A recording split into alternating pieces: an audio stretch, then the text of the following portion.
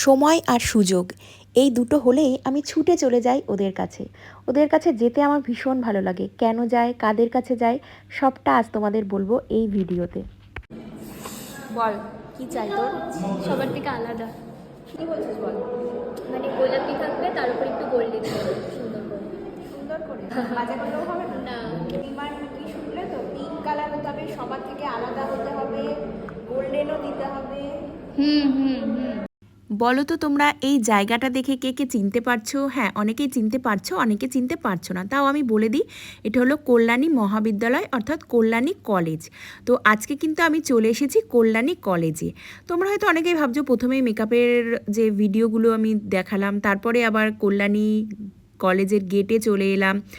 আর এই যে দেখছো, এটা বড় করে একটা স্টেজ করা হয়েছিল। আজকে কল্যাণী মহাবিদ্যালয়ের একটা প্রোগ্রাম আছে, আর সেই প্রোগ্রামে ডান্স ট্রুপ যারা আছে তাদেরকে মেকআপ করার জন্য আমি চলে এসেছিলাম কল্যাণী মহাবিদ্যালয়। তোমরা হয়তো অনেকেই ভাবতে পারো যে আমি তো ব্রাইডাল মেকআপ আর্টিস্ট, ডান্সের ট্রুপেরও কি মেকআপ করি? হ্যাঁ, আমি কাজ ভীষণ ভালোবাসি। তো আমি এরকম কোনো কাজ হলেই লোভ সামলাতে পারি না, কারণ কি সেই লোকেশানে যাব, অনেক নতুন লোকের সাথে আলাপ হবে, নতুন নতুন স্বাদ পাবো সেটা দেখার জন্য। আর এই যে ঘরে যে ঢুকেই কিন্তু মা সরস্বতীর দর্শন হয়ে গেল। তো মা সরস্বতীকে প্রণাম করে আমি পুরো কলেজটা ঘুরে দেখলাম, এবং কলেজ ঘুরে দেখতে দেখতে গ্রিন রুমের সামনে আমি চলে গেলাম।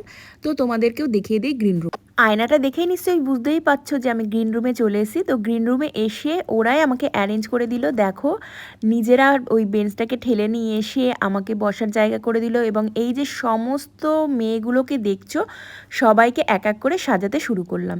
তো সাজাতে সাজাতে দারুণ মজা করলাম। কেউ ফার্স্ট ইয়ারে, কেউ সেকেন্ড ইয়ারে, কেউ থার্ড ইয়ারে, সবার সাথে অনেক গল্প করলাম। আর এই গল্প করার নেশা, মজা করার নেশাটাই কিন্তু আমাকে এই কাজগুলো করতে দারুণভাবে আগ্রহী করে তোলে। আর এই কাজগুলো করতে আমার ভীষণ ভালো লাগে, কারণ কি বেশ নতুন নতুন জায়গায় যাওয়া যায়, নতুন নতুন লোকের সাথে আলাপ হয়। আর এদের সাথে গল্প করতে করতে জানো কত কিছু জানতে পারলাম, যে এরা কোথা থেকে আসে, কি করে, কি ওদের হবি। তো এগুলো শুনতে আমার ভীষণ ভালো লাগছিলো। আর সবাই আমাকে ভীষণ ভালোবাসে, জানি না কেন সবাই আমাকে মন খুলে গল্প করে, এটা আমার অনেক পাওয়া। আর এই ভালোবাসাটা পাওয়ার জন্যই হয়তো আমি এই কাজগুলোর পিছনে ছুটি। তো এক এক করে সবাইকে কিন্তু মেকআপ করালাম। তো এই যে মেকআপ করছে, ওর অনেক ডিমান্ড ছিল, ঠিক আছে? সেটা তোমরা প্রথমে ভিডিওতে দেখতেই পেয়েছো। ওর দিদি আমাকে এই করে দেবে, দিদি আমাকে ওই করে দেবো, কেউ বা ম্যাডাম বলে ডাকে, কেউ দিদি বলে ডাকে। তো যে যেটাতে খুশি, আমার সেটাতে কোনো প্রবলেম হয় না। তো নাচের মেকআপ আর ব্রাইডাল মেকআপ এই দুটোর মধ্যে কিন্তু অনেকটা ডিফারেন্ট থাকে। ব্রাইডাল মেকআপের সাথে নাচের মেকআপের কিন্তু কোনো রকম কোনো মিল নেই, বাট দুটো কাজই মেকআপ সংক্রান্ত। তো আমার কিন্তু বেশ ভালো লাগে। তো একজনের মেকআপ হয়ে গেলে আরও পরপর পরপর সবার মেকআপই করেছি। সব ভিডিও তো নেওয়া সম্ভব হয় না, কিছু কিছু ভিডিও নিয়েছি, কিছু কিছু নেওয়া হয়নি। তো এরপরেই একটু পরে খুব খিদে পেয়ে গেছিলো।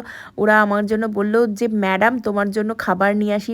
তো কলেজ থেকেই দেওয়া হয়েছিল চিকেন, ডাল, বাঁধাকপি, চিপস আর ভাত, ঠিক আছে? তো মাঝখানে খুব খিদে পাওয়াতে সেটা খেয়ে নিয়েছিলাম, সেই ভিডিওটা করা হয়নি। যাই হোক, তোমাদেরকে মুখে বলে দিলাম।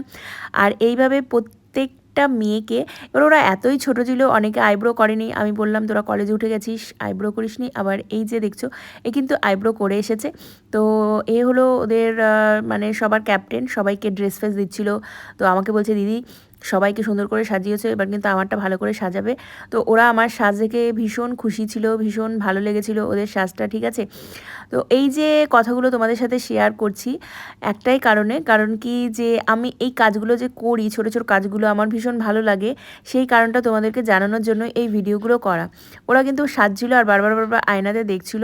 তারপরে ওরা আমাকে এসে বলছিল দিদি থ্যাংক ইউ, অনেক ভালোবাসা তোমার জন্য, অনেক চুমু তোমার জন্য। এই পাওয়াটাই হয়তো সবথেকে বড় পাওয়া। আর এই পাওয়ার জন্যই আমি এই সমস্ত কাজের পিছনে ছুটে ছুটে চলে যাই যে কোনো জায়গায়। তো সবাই ড্রেস করার জন্য চলে গেছিলো, অনেকে, আর অল্প কয়েকজন ছিল, তো তারা লাস্ট অবধি আমার সাথে ছিল। এবং কি বললো শুনে না।